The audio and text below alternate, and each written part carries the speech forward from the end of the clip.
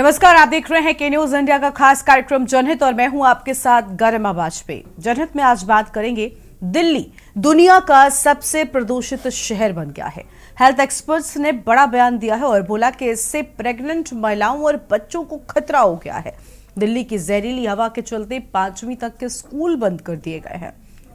दिल्ली का air quality index 701 दर्ज किया गया है और दुनिया के 10 सबसे प्रदूषित शहरों में भारत के 3 शहर, जिसमें दिल्ली टॉप पर है, कोलकाता तीसरे पर और मुंबई 5वें नंबर पर है। पाकिस्तान का लाहौर शहर दूसरे नंबर पर। प्राइमरी स्कूलों को 10 नवंबर तक बंद करने पड़ गए हैं और आदेश भी दिया गया है कि इन स्कूलों को बंद किया जाए। दिल्ली की हवा 25 से 30 सिगरेट के धुएं के जितनी जहरीली हो गई है।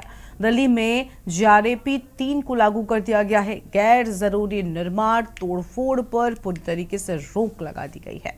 हरियाणा से NCR फिर पूरब की तरफ पॉल्यूशन बढ़ गया है। कानपुर से गोरखपुर तक की हवा प्रदूषित हो गई है। नोएडा गाजियाबाद का AQI डेंजर खराब एयर क्वालिटी इंडेक्स के मामले में ग्रेटर नोएडा दूसरे नंबर पर है। सुबह से शाम तक गैस चैम्बर जैसे हालात नजर आते हैं, यानी आबो हवा पूरी तरीके से जहरीली हो चुकी है और दिल्ली और इसके आसपास के सारे इलाकों में लोग जहरीली सांस लेने को मजबूर नजर आ रहे हैं। प्रदूषण अपार है और जनता लाचार है। जनता करे तो भला क्या करे। लेकिन बड़ा सवाल ये कि आखिर अब इन हालातों को कैसे काबू पाया जाएगा, कैसे इस जहरीली हवा से लोगों को अब निजात मिल सकेगी। तो दिल्ली NCR में AQI 900 तक के पार हो गया है और लगातार बढ़ता ये एयर क्वालिटी इंडेक्स चिंता का विषय बन गया है। लोगों के माथे पर चिंता की लकीरें ला रहा है। चिकित्सकों का कहना है कि ये जहरीली हवा गर्भवती महिलाओं के लिए, बच्चों के लिए बेहद खतरनाक है।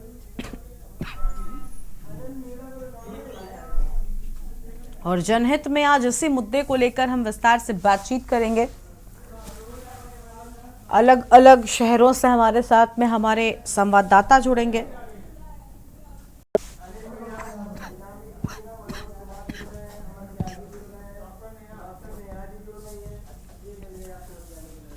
तो इसी पर हम विस्तार से करेंगे बातचीत। अलग अलग जगहों से हमारे साथ हमारे संवाददाता जुड़ चुके हैं। साथ ही हमारे साथ में डॉक्टर नेहा जी हैं, MBBS MD SR hospital Noida से जुड़ी हुई हैं। उनसे भी जानेंगे कि आखिर इस जहरीली हवा से अपने आप को कैसे बचाना है। तो दिल्ली से लेकर कोलकाता तक जहरीली हवा नजर आ रही है।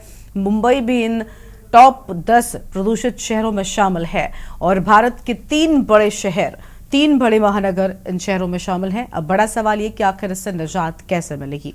हमारे साथ में अलग अलग जगहों से हमारे संवाददाता हैं। सबसे पहले मनोज कुमार हमारे साथ में जुड़ चुके हैं, फरीदाबाद से जुड़े हुए हैं, और अनिल मीणा हमारे साथ में जुड़े हुए हैं बुलंदशहर से, और अमन त्यागी हमारे साथ में है हापुड़ से। सबसे पहले अमन का रुख कर लेते हैं। अमन, हापुड़ में कैसे हालात हैं? प्रदूषण की मार शहर शहर नजर आ रही है, लोग सांस तक नहीं ले पा रहे हैं। बिल्कुल गरिमा, देखिए मैं बता दूं कि हापुड़ से सटा ये जनपद है हापुड़, और यहाँ पे आज AQI जो यहाँ पर जो दर्शाया गया है वो 334 है लगभग। देखिए लगातार यहाँ पर जो धुंध आसमान में छाई हुई है और लोगों को यहाँ पर सांस लेने में भी काफी परेशानियां हो रही है, जबकि प्रशासन अपने स्तर पर यहाँ पर जो है लोगों से ये भी अपील कर रहा है कि घर से बाहर निकले तो वो मास्क भी लगाना। देखिए इस माहौल को देखते हुए एक बार फिर लॉकडाउन की स्थिति सी बन गई है और इस पर जिला प्रशासन भी अपनी तरफ से जो पूरी तरह से मुस्तैद है। कहीं ना कहीं उन्हें लगता है कि जब मुख्यमंत्री योगी आदित्यनाथ ने इसको सख्ती से लिया है तो उसके बाद जिला प्रशासन इस पर मुस्तैदी से काम कर रहा है और वो AQI को जो है घटाने के ध्यान दे रहा है। जी गरिमा, साफ तौर पर देखिए हम देख पा रहे हैं कि हालात जो है वो बहुत ज्यादा खराब होते जा रहे हैं। हमारे साथ में फरीदाबाद से मनोज कुमार भी बने हुए, मनोज का रुख करेंगे। मनोज, दिल्ली और दिल्ली के आसपास के इलाकों में अब लोगों का रहना मुश्किल हो गया है। यहां तक कि अब जो चिकित्सक हैं, डॉक्टर्स, इन्होंने इस बात को भी कह दिया है कि ये एनवायरमेंट, ये वातावरण गर्भवती महिलाओं के लिए, छोटे बच्चों के लिए या किसी के लिए भी रहने लायक नहीं है। अब आप समझ सकते हैं कि इस बात से ही अंदाजा लगाया जा सकता है कि हालात कितने खराब हो चुके हैं। फरीदाबाद में क्या स्थिति है? AQI फिलहाल क्या नजर आ रहा है? अनम्यूट कीजिए मनोज, उसके बाद अपनी बात को शुरू करिए। बता दें, जिस तरह से फरीदाबाद में पॉल्यूशन की जो मात्रा है वो लगातार बढ़ रही है, जिसको लेकर बुजुर्ग हो या बच्चा लगातार सांस लेने में जो लोगों को परेशानी हो रही है।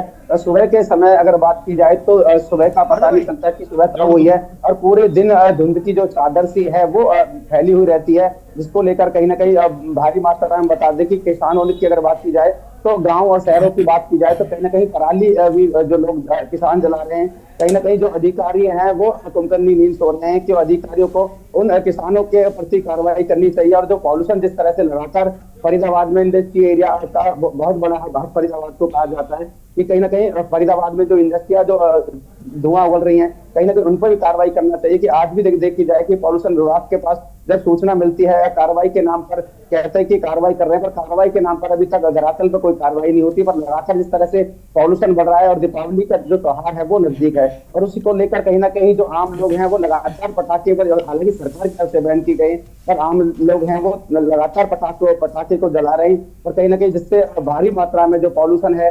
और सुबह के समय की बात की जाए तो सांस लेने में बड़ी दिक्कतें सामने हो रही है। बच्चे और बुजुर्गों, जो डॉक्टरों की अगर पास मरीजों की अगर बात की जाए तो डॉक्टरों के पास बड़ी संख्या में जो मरीज हैं या बच्चे हैं बुजुर्ग हैं वो सांस लेने को लेके पहुंच रहे हैं। लगातार मरीजों में कहीं ना कहीं इजाफा फरीदाबाद में देखा जा रहा है। बिल्कुल, यानी इन सारी समस्याओं को मरीजों में देखने को मिल रहा है और आम लोग भी मरीज बनते जा रहे हैं, क्योंकि लोगों की आंखों में जलन, लोगों को गले में तकलीफ, सांस लेने में तकलीफ नजर आ रही है। हालात बहुत ज्यादा खराब हो चुके हैं। गाजियाबाद से जयवीर मावी का रुख कर लेते हैं। जयवीर, गाजियाबाद में कैसे हालात है? एयर क्वालिटी इंडेक्स यहां पर भी डेंजर स्थिति को पार कर गया है। लोगों को दिक्कत हो रही है, आंखों में जलन हो रही है, बच्चों का स्कूल जाना बंद कर दिया गया है, स्कूल बंद होने का आदेश दे दिया गया है। अंदाजा लगाया जा सकता है इन सभी बातों से कि हालात किस हद तक खराब हो चुके हैं। देखिए, आपको बता दें कि जो गाजियाबाद का जो एक्यूआई का जो आंकड़ा है काफी चिंताजनक लगातार जिस तरह से बढ़ रहा है, तो कहीं ना कहीं जिला प्रशासन भी अब उस सारे मामले को लेकर हरकत में आया है। और जहां कल बीते दिनों अभी उत्तर प्रदेश के मुख्यमंत्री योगी आदित्यनाथ जी ने गोरखपुर में गाजियाबाद के प्रदूषण को लेकर बयान दिया। और सूचना तो यह भी है कि जो मुख्यमंत्री ने जो गाजियाबाद के प्रशासनिक अधिकारी हैं उनसे काफी सख्त लहजे में बात करते हुए प्रदूषण से मुक्ति की बात की है, तो जिसको लेकर अब जिला प्रशासन कुछ हरकत सी में नजर आ रहा है। हालांकि अगर बात करें तो जिस तरह के हालात गाजियाबाद में बने हुए हैं, क्योंकि दिल्ली से सटा हुआ क्षेत्र है और लगातार जो प्रदूषण का आंकड़ा है पूरी तरह से बढ़ता जा रहा था, तो कहीं ना कहीं जो लोग हैं वो भी परेशान है। आम जनमानस जो है काफी परेशानी का सामना करना पड़ रहा है, चाहे बुजुर्ग हों या फिर बच्चे हों, सभी को कहीं ना कहीं बीमारियों का सामना करना पड़ा, चाहे बुखार की शिकायत हो, खांसी नजले की, यानी कि तमाम ऐसी समस्याएं हैं जिनको लेकर अब अस्पतालों में भी काफी भीड़ बढ़ी हुई है। अगर गाजियाबाद के हम अस्पतालों की बात करते हैं तो सभी अस्पतालों में अब बेड पूरी तरह से भरे हुए हैं। अस्पतालों में अब जो हालात हैं वो कहीं ना कहीं गंभीर हैं, और ऐसी स्थिति परिस्थिति में जिस तरह से लगातार जो प्रदूषण की जो एक्यूआई की अगर हम बात करें, जिससे वायु का जो प्रदूषण का जो स्तर है जिस तरह से लगातार बढ़ रहा है, तो इस स्थिति को अगर हम देखते हैं तो आने वाले समय बहुत भयानक स्थिति हो सकती है यदि जिला प्रशासन इस विषय पर कोई गंभीरता से विचार नहीं करेगा। बिल्कुल, लेकिन देखिए प्रशासन तो अपनी ओर से कदम उठा रहा है। ऐसा बताया जा रहा है कि प्रशासन ने अब बैठकें भी करना शुरू कर दिया है। इसके साथ इन चीजों को लेकर बात करनी शुरू हो चुकी है कि आखिर क्या कदम उठाए जाए जिनसे इस बढ़ते एक्यूआई को मेंटेन किया जा सके। खैर, आपके पास लौटेंगे। हमारे साथ में डॉक्टर नेहा जुड़ी हुई हैं, एमबीबीएस हैं, एमडी एमआर हॉस्पिटल नोएडा से। स्वागत आपका डॉक्टर नेहा जी आज के हमारे इस कार्यक्रम में। नेहा, किस तरीके से रोक सकते हैं, किस तरीके से बच सकते हैं? हालांकि पहले ही हमने जो गलतियां की है आज उसका खामियाजा जनता को भुगतना पड़ रहा है। पर्यावरण के साथ खिलवाड़ आज आपके लिए जानलेवा होता जा रहा है, लेकिन लोगों को आंखों में दिक्कत हो रही है, आंखों में जलन हो रही है, क्योंकि ये हवा रहने लायक नहीं बची। सबसे पहले मैं जनहित में क्योंकि आपको लेकर आई हूं, इसलिए जनता के हित की बात और जनता का सवाल आपसे पूछ रही हूं, वो ये कि आखिर इस माहौल में कैसे रहें, खुद को कैसे बचाएं, क्या करें? नमस्कार, धन्यवाद आपका मेरे को इस पे बुलाने के लिए, इस मंच पे बुलाने के लिए। देखिए, एक्यूआई आप जान ही रहे हैं कि अभी इस टाइम जैसे नोएडा की अगर बात करते हैं तो मोर देन 400 है, और मैंने जैसे पीडियाट्रिक्स किया हुआ है तो आई वुड लाइक कि मैं पहले बच्चों के बारे में बात करूँ। तो जैसे छोटे बच्चे हैं इस टाइम खुद खांसते हुए, कफ एंड कोल्ड की कंप्लेंट्स, मेजर कंप्लेंट्स जिसके साथ लेकर आ रहे हैं, ये ओपीडी पेशेंट्स में काफ़ी ज़्यादा मात्रा में बढ़े हुए हैं आम ओपीडी में। दूसरी चीज़, वो बच्चे जिनको एलर्जिक कंपोनेंट है, जैसे एलर्जिक राइनाइटिस है, अस्थमा है, इस pollution they are unable to like control medicine उतनी ज्यादा काम नहीं कर रही हैं, सोने में उनको बहुत ज्यादा दिक्कत हो रही है, अस्थमा के पेशेंट्स बहुत ज्यादा भर्ती हो गए हैं, एलर्जी कंपोनेंट जिसमें हैं। बड़ों में बात करते हैं तो मतलब ओल्ड एज पर्सन, जितने भी बूढ़े लोग हैं जिनको अस्थमा की दिक्कत है, उनका बढ़ गया है, ये बहुत ज्यादा प्रॉब्लम बढ़ गया है, और उनको नेबुलाइजेशन और काफी हद तक स्टेरॉइड्स की भी जरूरत पड़ रही है। हॉस्पिटल एडमिशंस बढ़ गए हैं in regards to this poor AQI, because of this poor AQI। तो बहुत सारी बीमारियां होती हैं आमतौर पर जो कि AQI से रिलेटेड रहती हैं, पुअर AQI होने की वजह से, जैसे कि अस्थमा है, कार्डियोवैस्कुलर डिजीजेस हैं, एलर्जिक राइनाइटिस है, और फिर आगे अगर कार्डियोवैस्कुलर डिजीजेस पे जाइए तो आप तो जान ही रहे हैं कि कहीं ना कहीं चीजें आगे किस तरीके से लिंक्ड हैं। और कोविड के बाद से हमारी जैसे COPD हो गया, अस्थमा हो गया, कोविड के बाद से पोस्ट कोविड देखा है हमने, हार्ट अटैक्स वगैरह का भी रहा है, हाइपरटेंशन भी लिंक्ड रहा है। तो ये सारी चीजें इस AQI के पुअर AQI होने की वजह से, बिल्कुल, यानी ये जो वातावरण खराब होता जा रहा है, इसके चलते कई और भी दिक्कतें हैं जो आम जनता को झेलनी पड़ रही हैं। ठीक है, बढ़ सकती है आगे और भी ज्यादा, यानी हालात और ज्यादा खराब हो सकते हैं। अभी इनसे किससे निपटना है, किस तरीके से निपटना है, इसको लेकर हम अभी आगे और आपसे जानेंगे। उससे पहले दिल्ली से हमारे संवाददाता प्रवीण गुप्ता जुड़ चुके हैं। प्रवीण, दिल्ली में हालात कैसे है? दिल्ली सबसे ज्यादा प्रदूषित शहरों में से एक है। लोगों ने पहले ध्यान नहीं दिया, लोगों ने किस तरीके से पर्यावरण के साथ खिलवाड़ किया, आज उसका खामियाजा किस तरीके से भुगतना पड़ रहा है कि लोग सांस तक नहीं ले पा रहे हैं। खुली हवा भी जहरीली हो गई है। जी मैं आपको बता दूं, जिस तरीके से दिल्ली का जो वातावरण है वो दूषित होता जा रहा है, और प्रदूषण की जो मात्रा है 2 दिन पहले जो नोट की गई थी वो 300 से प्लस थी, लेकिन आज का जो AQI नोट किया गया है वो 400 से 450 AQI नोट किया गया है। और उसी के चलते जो यहाँ के पर्यावरण मंत्री है मिस्टर गोपाल राय, उन्होंने 14 ऐसे नियम लागू किए हैं, 14 ऐसी चीजों को बंद करने के नियम लागू किए हैं जिनको लेकर दिल्ली के अंदर प्रदूषण सबसे ज्यादा बढ़ता जा रहा है। और उसी के साथ साथ जो हमारी यहाँ की शिक्षा मंत्री हैं मिस आतिशी, उन्होंने भी ये स्कूलों के लिए ये लागू किया है कि जो प्राइमरी स्कूल हैं वो 10 नवंबर तक बंद रहेंगे, और जो 6ठी क्लास से लेके 12वीं क्लास तक के जो स्कूल हैं, चाहे वो प्राइवेट है चाहे सरकारी है, उनको ऑनलाइन क्लासेस से, जिस तरीके से लॉकडाउन में ऑनलाइन क्लासेस चलाई गई थी, उसी तरीके से अब दोबारा 10 नवंबर तक ऑनलाइन क्लासेस दी जाएंगी। जी बिल्कुल, यानी दोबारा से ये शुरू कर दिया जाएगा ताकि लोग जो है वो घरों में रह सके, सुरक्षित रह सके। देखिए, कहीं ना कहीं ये लॉकडाउन जैसी स्थिति बनती जा रही है। क्या ऐसा लग रहा है प्रवीण कि एक बार फिर से दिल्ली लॉकडाउन जैसी स्थिति में पहुंच गई है, क्योंकि स्कूल बंद कर दिए गए हैं, सिर्फ जरूरी कारणों के चलते ही लोगों से घरों से बाहर निकलने की अपील की जा रही है, निर्माण कार्यों पर रोक लग गई है? जी, जैसा कि मैंने आपको बताया कि गोपाल राय ने 14 ऐसी चीजें बंद की है दिल्ली के अंदर, जो कार्य अब नहीं होंगे जब तक प्रदूषण का लेवल कम नहीं हो पाता। जिस तरीके से निर्माण करने वाली जो भवन है उन पे रोक लगा दी गई है। जहाँ पे कच्चे रास्ते हैं उन रास्तों को बंद कर दिया गया है। जो प्लम्बिंग का काम है, जिस चीज से धूल उड़ती है, उस काम को बंद कर दिया गया है। जहां तक कि दिल्ली सरकार के जो पर्यावरण मंत्री है, उन्होंने यह भी आदेश दिए हैं कि दिल्ली के अंदर पाइपलाइन तक का काम बंद कर दिया जाए। आप उसमें नेट की वायर नहीं डाल सकते, दिल्ली को खोद नहीं सकते। दिल्ली की किसी भी सड़क को, रोड को, नाली को खोदने का जो अनुमति है वो कैंसिल कर दी गई है।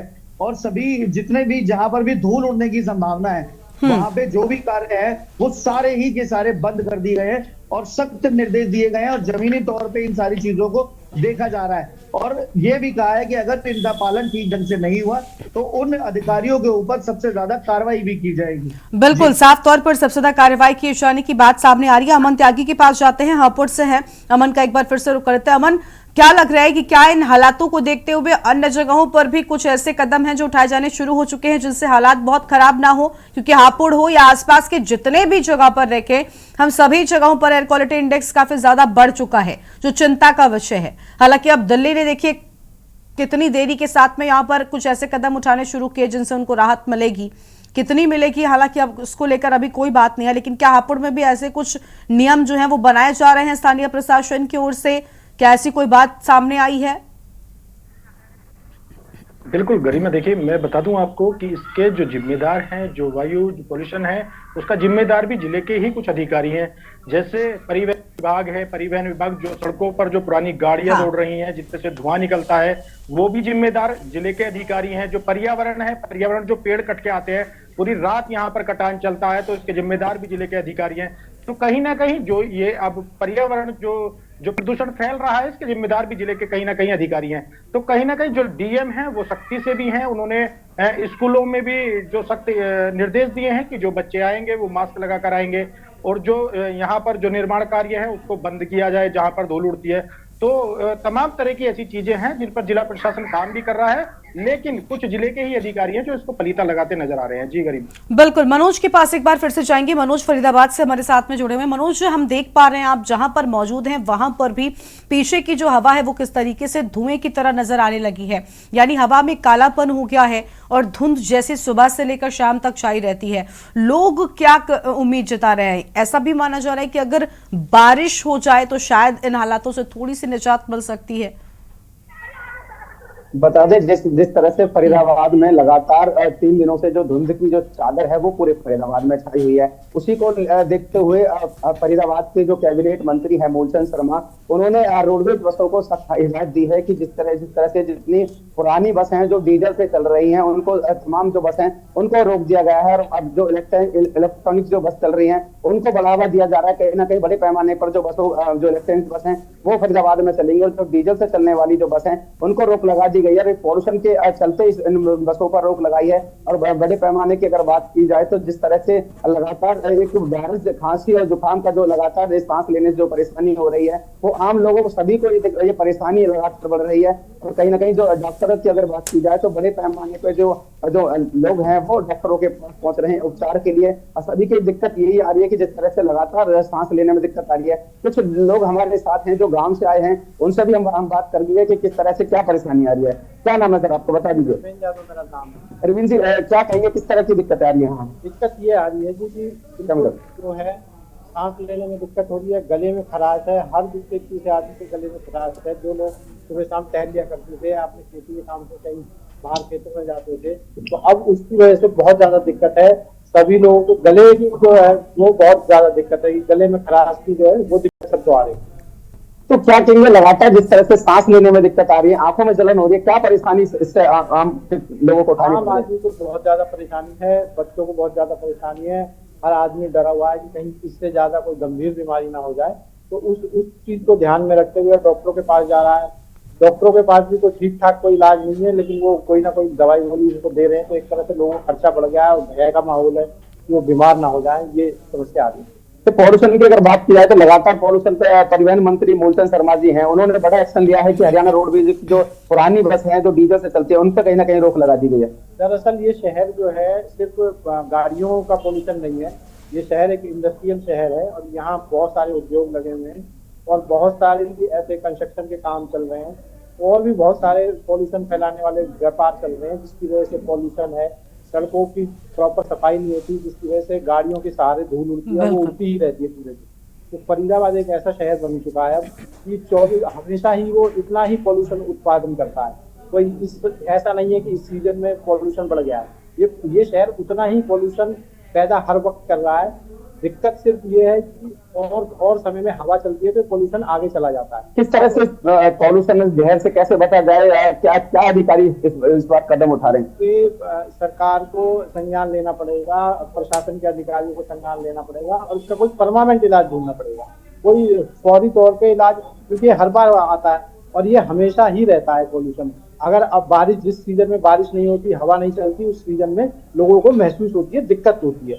लेकिन जब ये हवा चलती है, बारिश हो जाती है तो ये निकल जाता है और सब लोग भूल जाते हैं। लेकिन पॉल्यूशन तो ये शहर हमेशा ही इतना ही उत्पादन कर रहा है, तो इसका कोई परमानेंट सोल्यूशन ढूंढना होगा, नहीं तो लोगों की समस्याएं लगातार बढ़ती जाएंगी और इतनी बढ़ जाएंगी कि यहाँ जीना मुश्किल हो जाएगा लोगों को और ये शहर छोड़ के जाना पड़ेगा। मजबूरन यहाँ से फिर जैसे लोग पलायन करके यहाँ आए हैं, ये शहर भी लोग पलायन करके फिर कहीं जाने को मजबूर हो। बिल्कुल, यानी लोगों के सामने देखिए मनोज, हम देख पा रहे हैं कि आपके साथ में जो लोग मौजूद हैं उनको भी यही तकलीफ हो और अब वो हालातों को समझ रहे हैं, लेकिन बस बात इतनी है कि अब देरी काफी ज्यादा हो चुकी है। आपके पास लौटेंगे मनोज, आपके पास आएंगे, एक बार फिर से जानेंगे हाल, लेकिन उससे पहले हमारे साथ में कुछ दर्शक जुड़ चुके हैं। हमारे साथ में प्रेम चेन्नई से जुड़ चुके हैं। प्रेम जी, बहुत स्वागत आपका, क्या कहना चाहते हैं आप? प्रेम, आवाज मिल रही है आपको हमारी? हाँ, आ रही आवाज में जी, बताइए क्या कहना चाहते हैं आप? मैं कह रहा हूँ कि परमानेंट इलाज ये ढूंढ रहे हैं मैम, ये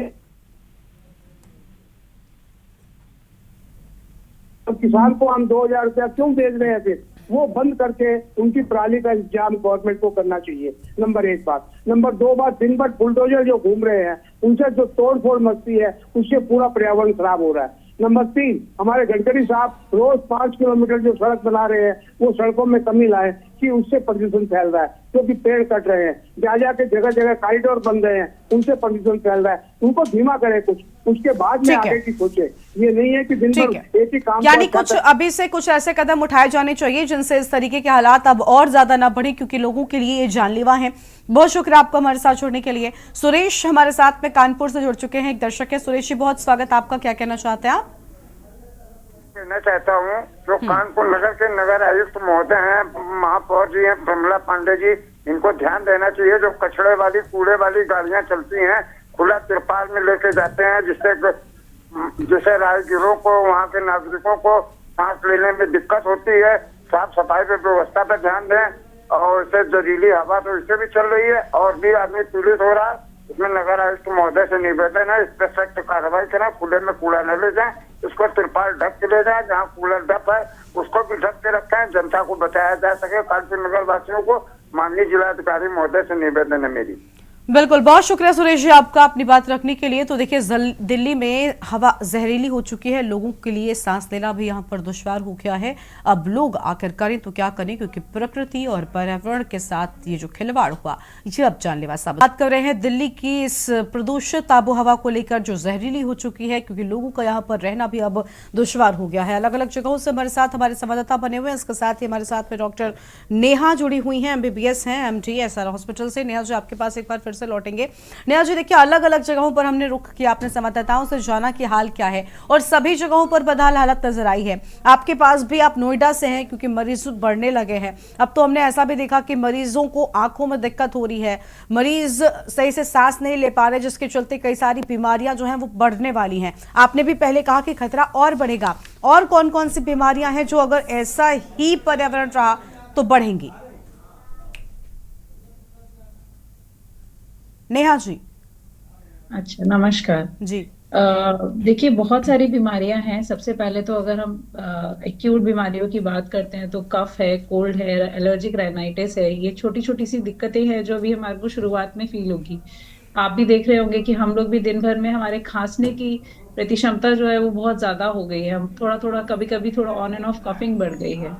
जिनका एलर्जिक कंपोनेंट बहुत ज्यादा है उनको अस्थमा की बीमारी, COPD जिसे क्रोनिक ऑब्स्ट्रक्टिव पल्मोनरी डिजीज बोलते हैं, उन पेशेंट्स में बहुत ज्यादा दिक्कत है। ओल्ड एज पर्सन्स में ये ज्यादातर मिलता है, सिगरेट स्मोकर्स में ये चीज ज्यादातर मिलती है, ये बीमारियां। और अगर आप आगे पिक्चर से बात किया जाए तो जैसे आपका कार्डियोवैस्कुलर डिजीजेस होती हैं, जैसे कि जो कि लिंक्ड होती हैं हमारे को स्ट्रोक्स आने के या आपके हार्ट अटैक के आने के चांसेस, क्योंकि हमारा ब्लड प्रेशर बढ़ता है, आंखों में इरिटेशन बढ़ती है। एक्यूट लेवल पे ये चीजें नहीं होती, लेकिन अगर परसिस्टेंट ये सारी चीजें रहती हैं तो आगे जाके इन सब चीजों में भी दिक्कत आ सकती है। तो बेसिकली हमें जो ध्यान रखना है अपना कि ये जल्दी से जल्दी इस प्रॉब्लम से हम बाहर आ सके, AQI इम्प्रूव हो सके और हम इन सब बीमारियों से हमें उतना लेवल तक ना जाना पड़े, उतना अच्छा, दूर तक क्या हमें ना डॉक्टर नेहा क्या कर सकते हैं अभी इन चीजों को? देखिए, ये गलती आम लोगों की ही रही है, गलती इंसानों की है कि आपने प्रदूषण के साथ इस तरीके से खिलवाड़ किया। और देखिए, गाड़ियों का जो प्रदूषण होता है वो भी बहुत ज्यादा होता है, ये सीधा या फिर जो AC से निकलने वाले एग्जॉस्ट है, ये सब भी हमारी हवा पर ही सीधा असर डाल रहे हैं। और आज उसका नतीजा ये है कि अब आपके आसपास की हवा भी खराब हो गई है। नेहा जी, मैं आपसे एक नागरिक होने के नाते, दिल्ली नोएडा के आप अगर रहने वाले हैं, तो क्या कर सकते हैं और कौन से कदम लोग उठा सकते हैं? क्या अपने आसपास पेड़ों को लगाना शुरू करें अब, क्योंकि अगर नहीं समझे लोग, अभी भी नहीं जागे लोग, तो शायद आने वाले वक्त में हालात, जैसा आपने पहले भी कहा, बहुत ज्यादा बुरे हो जाएंगे। जी, जैसे कि प्लांटेशन तो हमेशा से हमारा साथ ही रहा है इन सब चीजों में, तो प्लांटेशन तो बहुत जरूरी होता है। लेकिन हम अपने घर से अगर शुरुआत करते हैं तो घर में साफ सफाई तो हम रखते हैं, जितने ज्यादा से ज्यादा प्लांटेशन हम अपने घर से ही स्टार्ट करते हैं इंडिविजुअल लेवल पे। बाहर जा रहे हैं तो ग्रीनरी हमें मेंटेन करनी चाहिए। जैसे अगर आप सोसाइटीज में रहते हैं तो आप जरूर, जैसे पेड़ दिवस वो बनाया जाता है, डेज बनाए जाते हैं, तो प्लांटेशन बढ़ाना चाहिए, मास्क लगा के निकलना चाहिए, मिनिमम आउटडोर एक्टिविटीज कर देनी चाहिए, बच्चों को कंस्ट्रेन कर देना चाहिए बाहर जाने से। बहुत ज्यादा अभी बाहर जाना नुकसानदायक हो सकता है, घातक हो सकता है उनके लिए, तो वो आपको कर देना चाहिए। एयर प्यूरिफायर्स वगैरह का बहुत ज्यादा तो नहीं, लेकिन हाँ डेफिनेटली इतने पुअर AQI में उनकी रिक्वायरमेंट रहती है, तो उस पर भी हमें आगे करना चाहिए। हम कि हम घर में भी अपना पोल्यूशन फ्री एनवायरनमेंट मिनिमम से मिनिमम जितना कर सकते हैं वो हमें करना चाहिए। ठीक है, बिल्कुल। यानी ये कदम उठाएंगे अगर, तो कहीं ना कहीं हम अपने आसपास जो पर्यावरण हमने खराब किया है, अभी ठीक तो नहीं हो सकता इन कदमों से, लेकिन कम से कम और ज्यादा खराब ना हो, इसको लेकर हमें इन चीजों को ध्यान देना चाहिए। मुनेंद्र शर्मा हमारे साथ में नोएडा से ही जुड़े हुए हैं। मुनेंद्र का रुख कर लेते हैं। मुनेंद्र, अभी देखिए डॉक्टर नेहा ने कहा कि हमें बाहर निकलना है तो मास्क लगाकर निकलना है। कोरोना में मास्क लोगों ने इस्तेमाल करना शुरू किया था, जिसके बाद ये कहा गया कि मास्क अप, और अब जब कोरोना से निजात मिली, कोरोना लगभग खत्म सा हुआ, इसके बाद मास्क डाउन शुरू हो गया। लेकिन क्या एक बार फिर से हालात ऐसे कि अब लोगों को एक बार फिर से मास्क पहनना पड़ेगा? बिल्कुल गरिमा, मैं सबसे पहले तो एक शेर बोलना चाहूंगा कि नोएडा की आबो हवा के ऊपर है, बिताले यार से दूना हो इश्क मर्ज बढ़ता गया जो जो दवा की। ये जो शेर है ये नोएडा के उन अधिकारियों के लिए है जो सिर्फ बार बार पोल्यूशन कंट्रोल का दावा करते हैं, पोल्यूशन के बारे में कहते हैं कि पोल्यूशन कम हो गया है, और जैसे जैसे सर्दियां आनी शुरू होती हैं वैसे वैसे ही इस मर्ज का बढ़ना शुरू हो जाता है। तो बात अगर मास्क की करें, आपने मास्क की बात कही है, तो नोएडा में मास्क काफी लोग काफी समय से लगा रहे हैं। कोरोना के टाइम के बाद से काफी लोगों ने मास्क बंद कर दिए थे, लेकिन फिर से मास्कों का चलन पिछले काफी समय से मैं देखता आ रहा हूँ।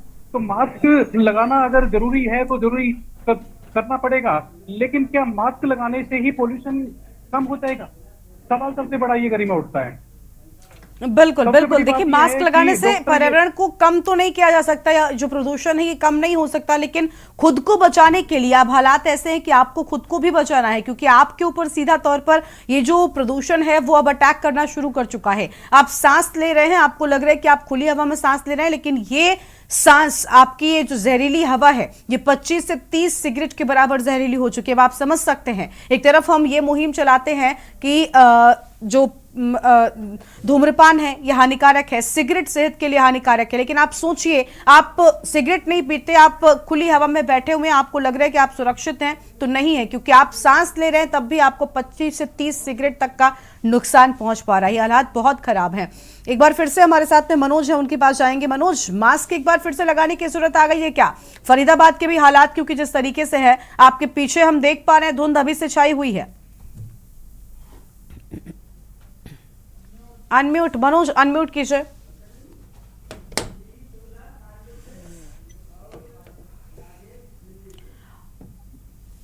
मनोज की आवाज नहीं मिल रही। मनोज, आपसे हम जवाब लेंगे। मनोज आपके पास लौटेंगे, उससे पहले कुछ दर्शक हैं उनको जोड़ लेते हैं, उसके बाद आपसे इस सवाल का जवाब लेंगे। गिरीश शुक्ला हमारे साथ में जुड़ चुके हैं। गिरीश जी, बहुत स्वागत आपका, क्या कहना चाहेंगे आप? मैं ये कहना चाहता हूँ कि मोदी साहब की असंतुलित विकास नीतियों ने और उनकी अपनी महत्वाकांक्षाओं ने अपनी पार्टी के फायदे के लिए काम करने के कारण ये देश पूरी तरह बर्बाद हो गया है, और ये देश अब आगे उबर नहीं पाएगा। लोगों को खड़े खड़े हार्ट अटैक इसीलिए आ रहा है, मोदी साहब की नीतियों की वजह से। मोदी साहब की वजह से ये पॉल्यूशन है। 10 साल हो गए उनको ये पराली का मामला झेलते हुए। मैं मोदी साहब से अनुरोध करता हूं कि वो पंजाब या जितने भी इलाके हैं वहां पर कागज इंडस्ट्री लगावें, जो पराली से मोटा कागज, दफ्ती और ये बासी कागज ये सब बनवाएं, जो पैकिंग मटेरियल में काम आएगा। ठीक है, बहुत शुक्रिया आपका गिरीश जी, हमारे साथ जुड़ने के लिए, अपनी बात रखने के लिए। एक और दर्शक हमारे साथ में है, दिल्ली से राजेश जी हैं। राजेश जी, बहुत स्वागत आपका, क्या कहना चाहेंगे आप? नमस्कार मैडम जी। जी, मैं इग्नो नेस सराय से बोल रहा हूँ, इग्नो रोड से। यहाँ पर जो है मेन इग्नो रोड पे, मेन रोड पे जो है करीब 1 ट्रक मलबा पड़ा हुआ है 3 दिन से। 1 ट्रक।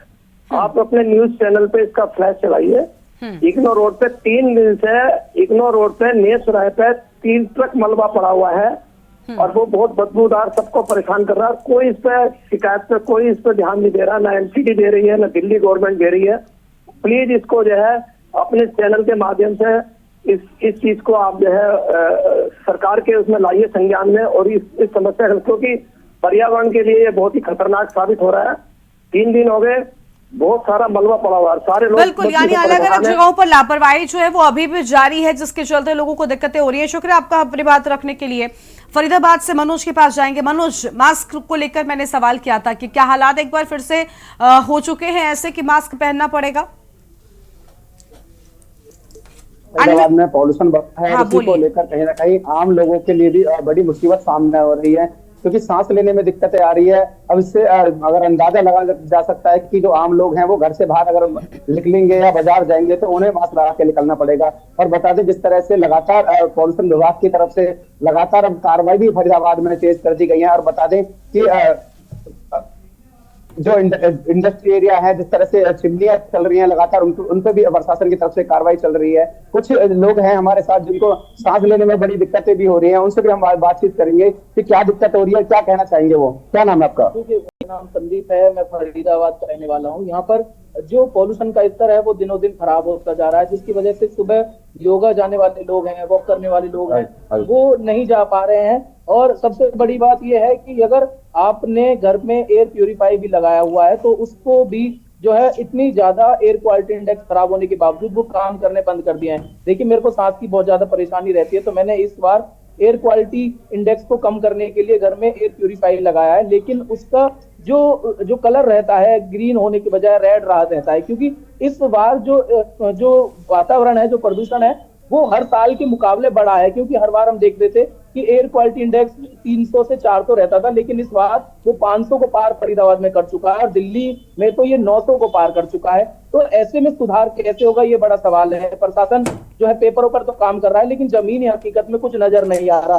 कह रहे हैं कि पेड़ों पर पानी की छिड़काव किया जा रहा है, सड़कों पर पानी का छिड़काव किया जा रहा है, लेकिन कल शनिवार रहा और आज रविवार है, तो समझिए जब इतने ज्यादा हालात खराब है तो फिर उन प्रशासन के लोगों को छुट्टी आखिर क्यों दी गई? आज भी उनकी जो है ड्यूटी पर लगाकर उनको जो है पानी का छिड़काव करने दिया जाना चाहिए था, लेकिन वो आज छुट्टी पर है।